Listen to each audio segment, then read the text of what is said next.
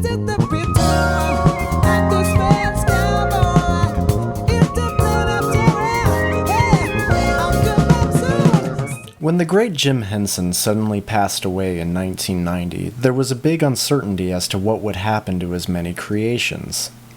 A couple years later, The Muppet Christmas Carol was released with his son Brian Henson in the director's chair. It was, in my opinion, a triumph, and it's one of my favorite Christmas movies ever. But after that, a few more Muppet movies were released that ranged from kinda meh to oh god, please turn it off. But one of these later movies stood out from the rest as a genuinely enjoyable and funny family movie. And with the new Muppet movie coming out in a couple of months, I thought this would be a good time to talk about 1999's Muppets from Space. Muppets from Space, made in 1999. Yes, 1999. A virtual black hole year for movies, both good and bad, being sucked away into the vortex. You will go to a vortex when you die. Shut up.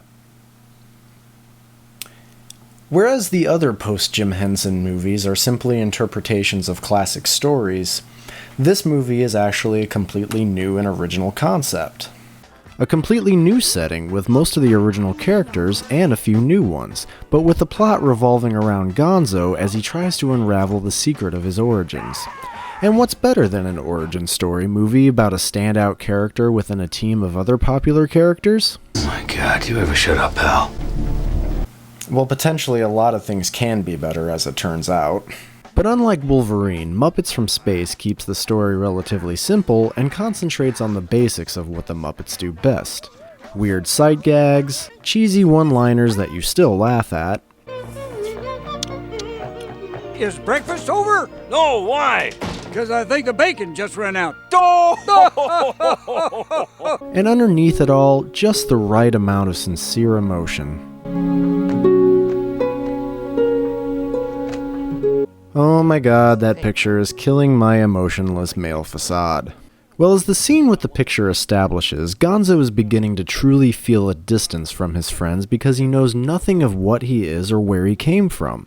The first scene is a total WTF moment, where you're thrown into the movie with a dream sequence in which Gonzo is denied passage upon Noah's Ark.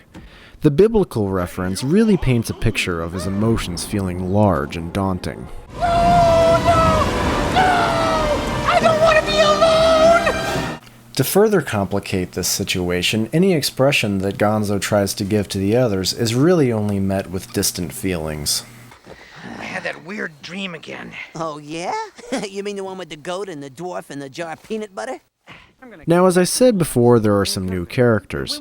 Most notably, there's Clifford, the George Clinton fish, and Pepe the prawn. In summary about Clifford, he kinda sucks.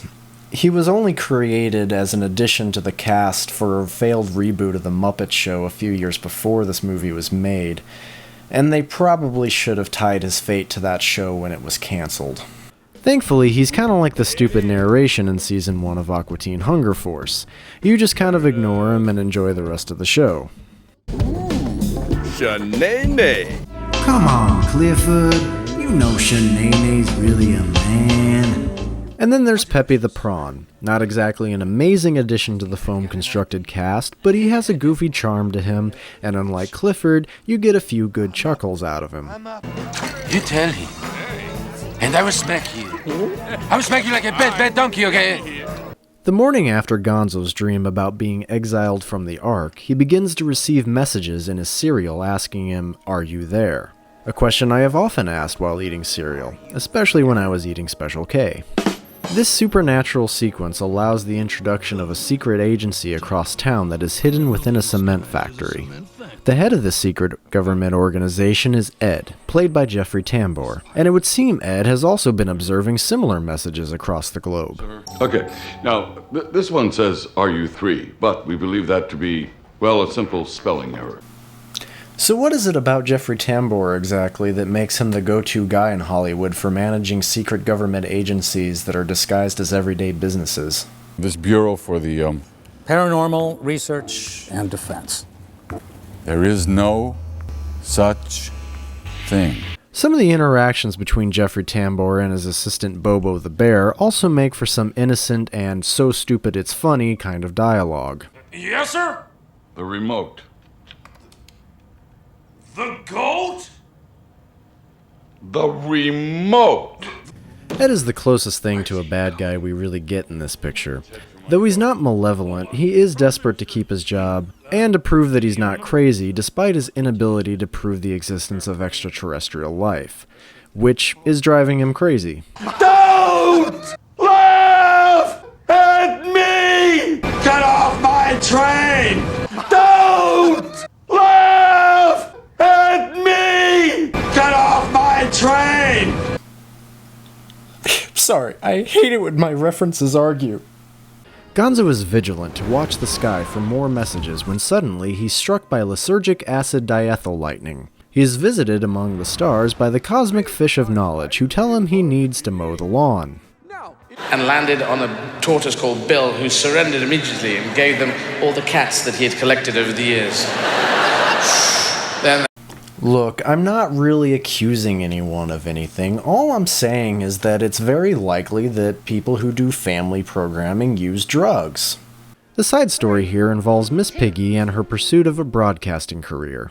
She is an intern for a show about UFOs, which attracts Gonzo to show up and declare that he's an alien. This in turn attracts a Men in Black reference to come and take him away. But not before Miss Piggy tries to stop them. Is that all you got? Is that all you got? Is that all you got? Is that all you got? Should I be laughing at this? Gonzo comes face to face with the Covenant curse of having your brain removed by what seems to be a demented caricature of Andy Dick on a good day. Hello, I'm Dr. Van Neuter. I'll be your brain surgeon today, if you don't mind. Get it? Brain surgeon? Mind? When the rest of the cloth-skinned cast hear of Gonzo's peril, they band together to form a strategy to free him from the bonds of the brain phlobe. We have to save Gonzo from a whole army of government agents. Well, I have a joke book. I have some loose jello, okay? Thankfully, Bunsen and Beaker are there to provide the tools needed to overcome Covenant's army of actors making short cameos. The old rubber ducky with invisibility spray trick. Check. And this proves to us once again that the Muppets always take care of their own.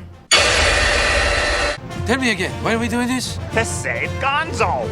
That's right, because Gonzo's one of us. And no matter what happens, we never forget one of our own. I love it when you take charge. Hey! We left Bunsen and Beaker back at the gas station. From this point on, no matter what happens, we never forget one of our own. That's right. Using the Mallard Mist invisibility spray, our favorite felt friends make their way into Covenant headquarters. Rizzo the Rat is the first to find Gonzo and has the pleasure of helping him out. Do you mind? Oh, excuse me. Wait! Oh, good lord! Huh. You know, I'm not really sure how to handle this scene. One moment, please. Okay, let's see here. Yep, we're going with the high road on this one. Now, before he was rescued, Gonzo had a little chat with a sandwich about where his mothership was going to land. And there you will find. In there. And despite everyone's skepticism, they indulge him by taking him to the beach where his dinner said the destination was. You know, I actually went to the beach once and actually got into the ocean. Some seaweed wrapped around my ankle, which I'm sure a lot of you out there already know mimics precisely the feeling of having a large tentacle, wrap around you to pull you under. I found out exactly how high my voice can go when I'm screaming the word Kraken. The very nice Vietnamese lady who saw the whole thing happen was very polite and asked to have a photograph with me before I left, because apparently that was the funniest thing she'd ever seen while being in America. I really wish I hadn't told you that. What was I saying? Oh yes, sandwich prophecy. A huge crowd of people found out about the landing and wait with Gonzo into the night. Just as everything is looking bleak, a sudden Drano commercial-looking thing happens in the sky, revealing an egg-shaped probe craft. Are you telling me we came out here in the middle of the night for a stupid egg? Shh! It could be full of chocolate, okay? The egg turns out to be a beacon, and it calls down the majority of the special effects budget to land on the beach.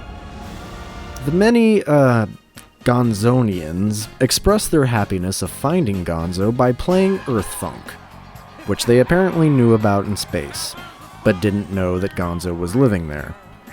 Of course, I might be overthinking a movie that has talking fish deities. Quick note here, I've never actually liked the song Celebration, but there is something about having a bunch of brightly colored Muppets perform it that just feels right. Of course, it's obvious that this whole thing is leading to Gonzo having to make the choice of saying goodbye to Earth or staying. He decides not to go.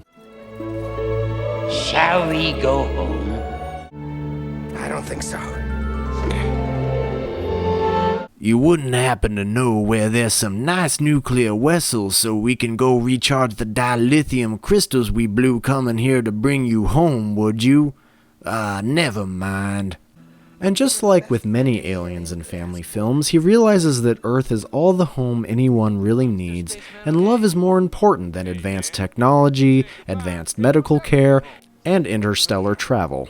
Right. I'm analyzing a movie with a talking sandwich in it, sorry. So that's Muppets from Space, another movie that fell victim to the curse of 1999. It's a simple story told around some very solid kid-friendly humor. And as always with the Muppets, the movie has a vibrant palette of colors that adds a feeling of warmth that their creators want the audience to feel. Is it as good as the original movies in the franchise? Well, no, of course not. My main complaints would be the lack of original songwriting, the modest budget, which does kind of make the movie look a little more detached from reality, and the rather mediocre cameos not really comparable to the cameos that were made in the first series of movies. But overall, I have always thought this was a very entertaining and fun movie, worthy of an open mind and a humorous heart. I once saw a clip of Jim Henson say that he always liked to feel better at the end of a movie than he did when the movie started. If you're in need for a fun flick that maybe will restore just a little bit of whip to your walk, well, then maybe try giving this one a view sometime. If nothing else, you might just remember that even though you feel like a puppet a lot of the time, your skin doesn't require dry cleaning, and you don't have the hand of your creator up your bum controlling your every move. This is Topher from Movie Misperception saying, you may not like it, but that doesn't mean that I won't not to.